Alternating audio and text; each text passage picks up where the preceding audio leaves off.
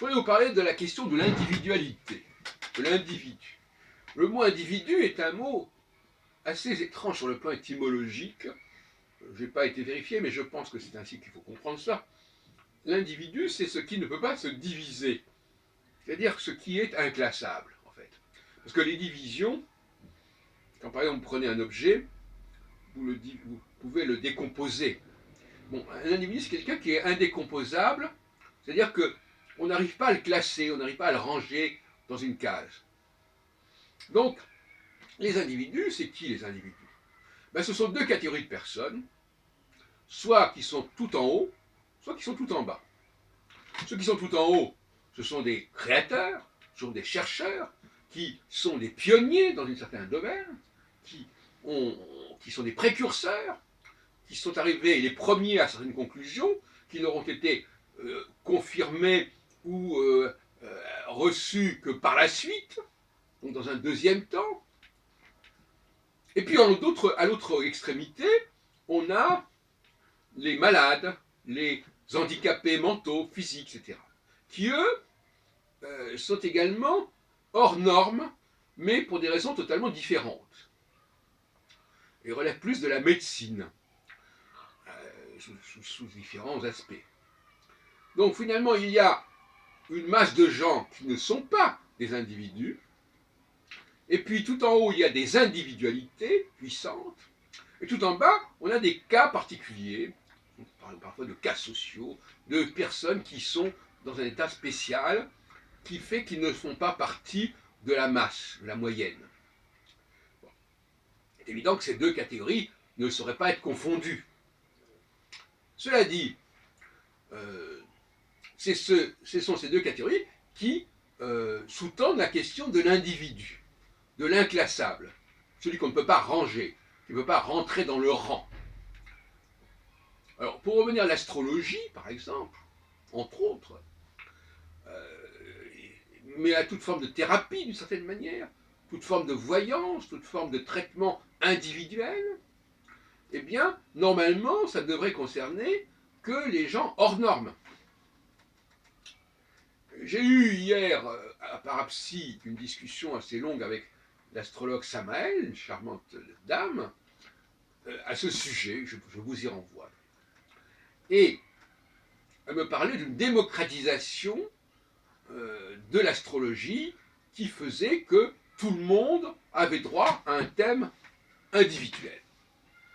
Et en disant ça, elle ne faisait que formuler ce que beaucoup d'astrologues pensent, puisque finalement, on fait des thèmes pour tout le monde. Bon. Cela dit, comme l'a montré Michel Gauquelin dans ses statistiques, la signature cosmique, d'abord, elle n'est pas individuelle dans son système. On dit les gens qui sont de telle et telle profession sont marqués par telle planète, c'est pas individuel.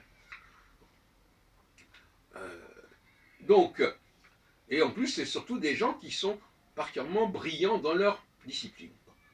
Donc, qui sortent du rang, qui sont des académiciens, etc. Des héros. Donc, moi je dis, le commun des mortels n'a pas à avoir de thème individuel, puisque son mode de fonctionnement n'est pas individuel, n'est pas spécial, n'est pas extraordinaire. Si l'individu n'est pas extraordinaire, c'est pas la peine de lui dresser son thème. Vous voyez ce que je veux dire? Alors les gens me diront, oui, mais ça permettrait de savoir si quelqu'un va être extraordinaire ou pas. Alors, vous voyez, on renverse le problème. Au nom de la prévision, au nom de la prévention, on va finir par donner des thèmes à tout le monde. Non.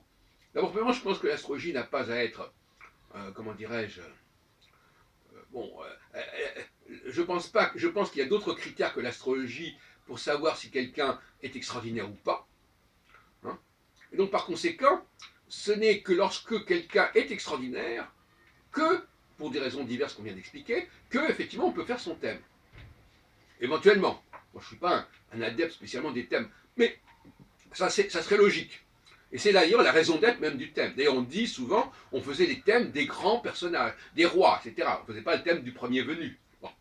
Et à mon avis, cette démocratisation qui s'est produite depuis bien longtemps, est tout à fait fâcheuse pour l'astrologie.